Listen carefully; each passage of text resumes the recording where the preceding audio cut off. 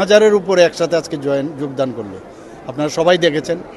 তো আলটিমেটলি আমরা যে এডিসি ইলেকশন সামনে আসছে, আমরা নিশ্চিত যে আমরা 28টাতে আমরা জিতব।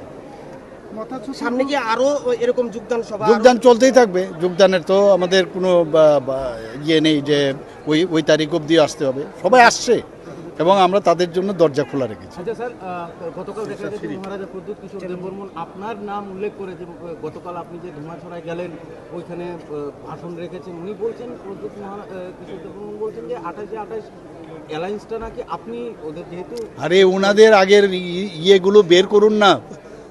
ওনাদের যে সাংবাদিক সম্মেলন করেছেন, ওনাদেরই তো লিডার বলছিলেন যে ওনাদের আমাদের এখানে ভারতীয় জনতা পার্টির ক্যান্ডিডেট যিনি, ওনাকে রেজিগনেশন দেওয়ার জন্য বলেছেন এবং আমরা উঠিয়ে নিচ্ছি। ওনারাই তো প্রথম শুরু করেছেন, বরং আমরা ধৈর্য ধরে বসে আছি।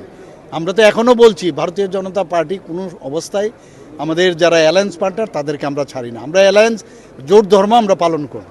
কিন্তু যে কথা আমার উপর বলছেন সেটা তো ওনারা বারবার হুমকি ধমকি, আপনারা মনে আছে বোধহয়, সেইগুলো দেখুন, ওনাকে বলুন যে ওই কাগজগুলো দেখতে। ওনারাই তো বারবার বলছেন আমরা থাকবো না, আমরা কালকে বলে দিয়েছি। ওনারাই তো প্রথম শুরু করেছেন সেগুলো। স্যার থানচার বার্তা দিচ্ছেন প্রদ্যুৎ কিশোর, দেখা যাচ্ছে কি তাদের কি মানে মারধর করা হচ্ছে, তো থানচাটা কোথায়? নেই তো থানসা, কোথায় থানসা?